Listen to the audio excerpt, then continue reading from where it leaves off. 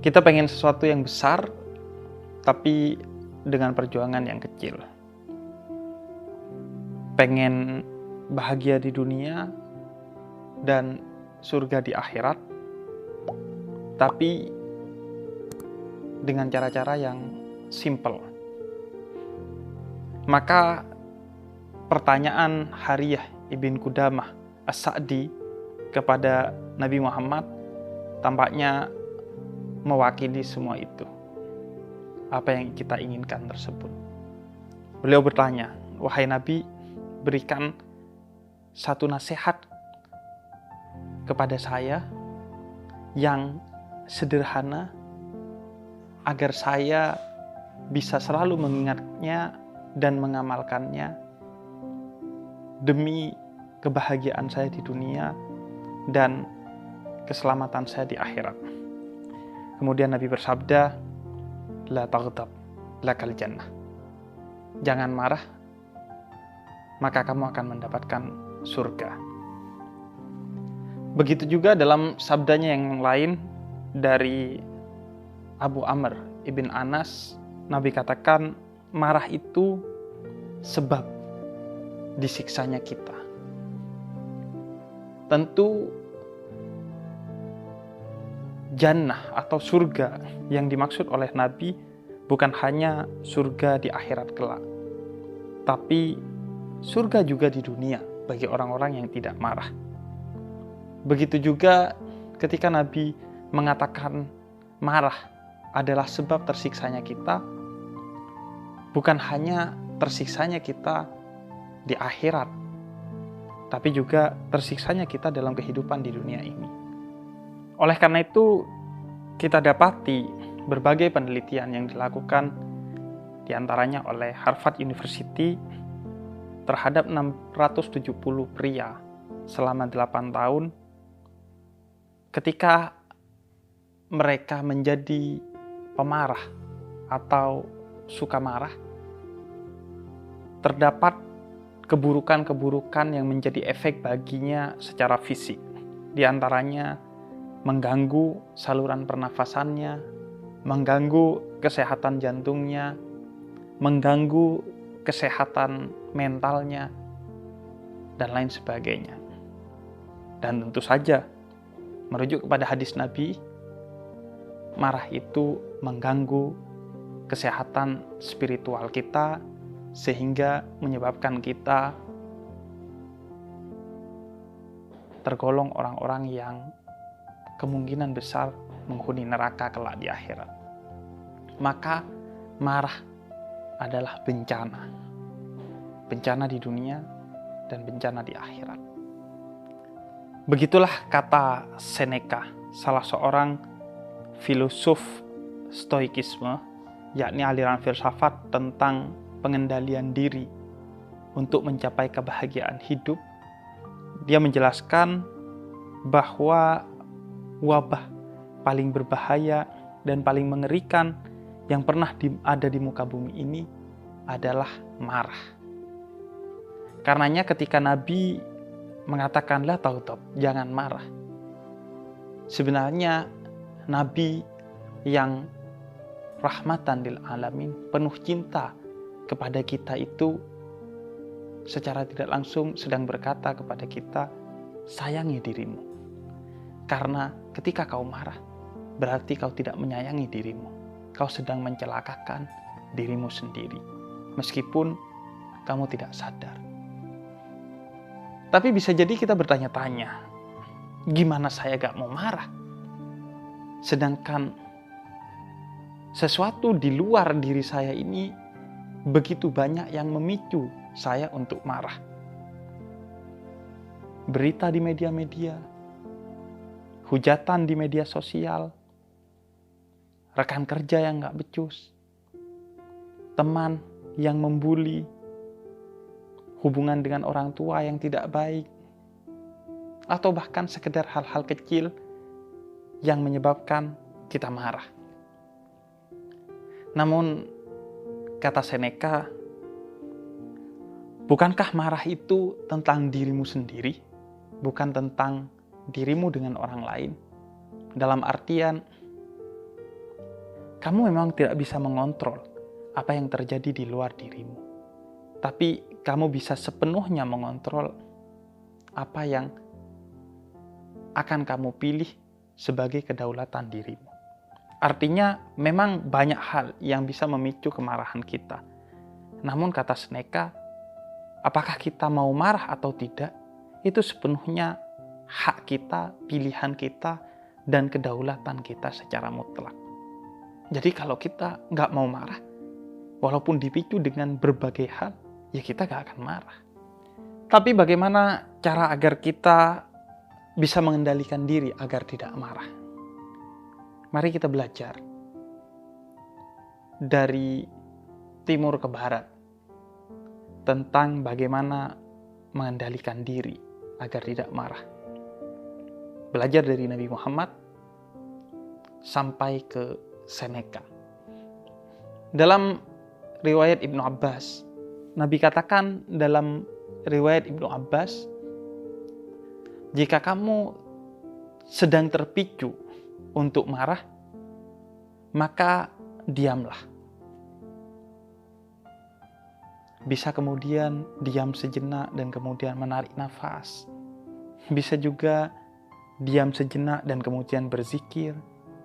Bisa pula diam sejenak dan melakukan hal-hal yang positif yang bisa kita lakukan. Kenapa? Karena sumber utama kemarahan itu adalah ketergesa-gesaan. Ketika kita sedang dipicu untuk marah, maka kalau kita adalah orang yang tergesa-gesa, kita akan langsung kontan untuk marah. Dan begitu selesai marah, beberapa detik kemudian, beberapa menit kemudian, atau beberapa jam, hari, bulan, tahun kemudian, kita kemudian pasti akan menyesali kemarahan yang telah kita lakukan. Karena itu kata Nabi, ketika kamu mau marah, diam dulu. Jangan tergesa-gesa. Karena bisa jadi marah itu munculnya dari ketergesa-gesaan yang sesungguhnya tidak penting, tidak bermanfaat, dan malah memperburuk keadaan. Dalam riwayat lain dari Abu Dzar Al-Ghifari, Nabi katakan, kalau kamu sedang ingin marah dalam keadaan berdiri, maka duduklah. Kalau kamu sedang terpicu untuk marah dalam keadaan duduk, maka berbaringlah.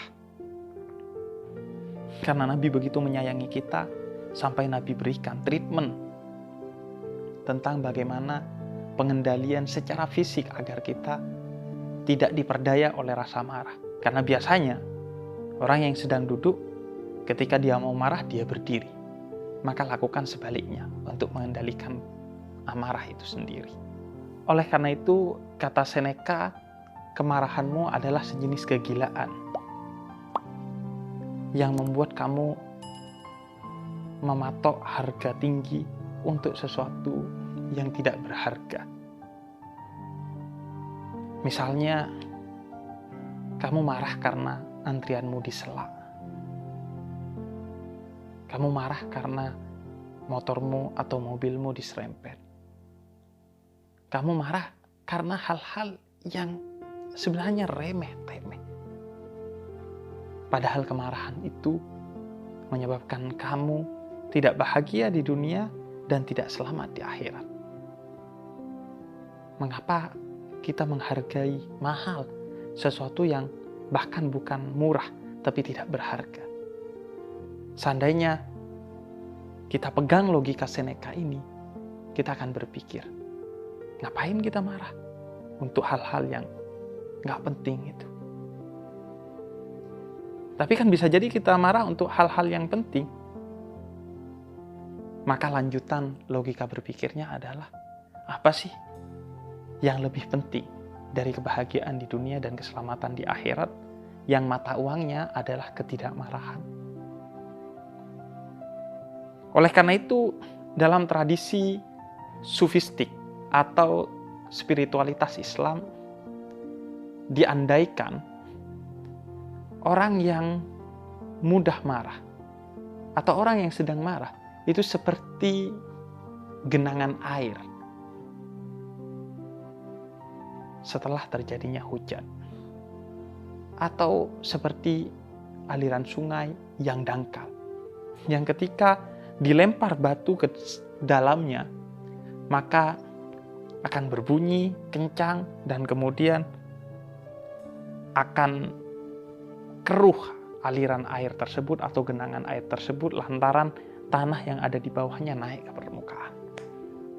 Tapi seorang yang matang secara spiritual, matang secara emosional, dan matang secara rasional, ia seperti samudra yang begitu luas dan dalam, yang jangankan satu buah kerikil dilempar ke dalamnya, berpuluh-puluh batu besar dilempar ke dalamnya, maka tidak akan terdengar bunyi yang kencang dan tidak akan membuat samudra itu keruh lantaran hal itu.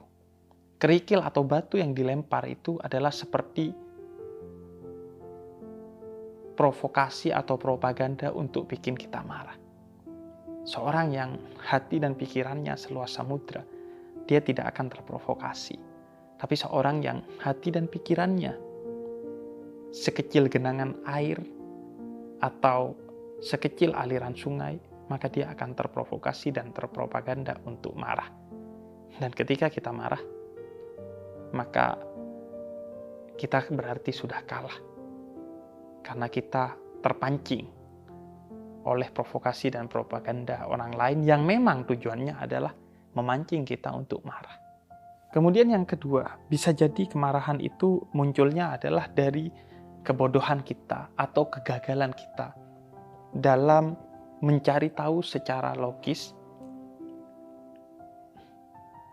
bahwa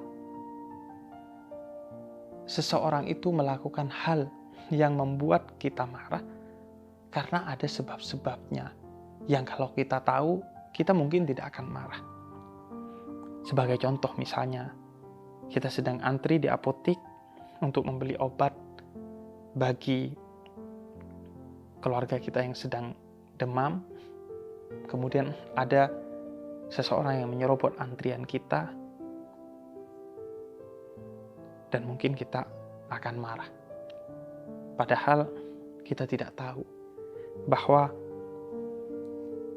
orang itu menyerobot antrian kita karena ada sedang keluarganya yang butuh segera obat yang harus dia beli demi kebaikan atau bahkan demi nyawa keluarganya tersebut. Dan ini bisa berlaku dalam berbagai contoh-contoh lainnya.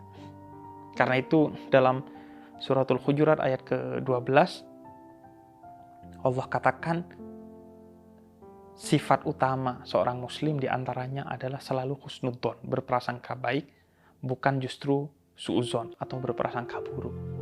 Sehingga ketika ada orang yang memicu kita marah, husnudzon saja. Oh mungkin dia begini, oh mungkin dia begitu.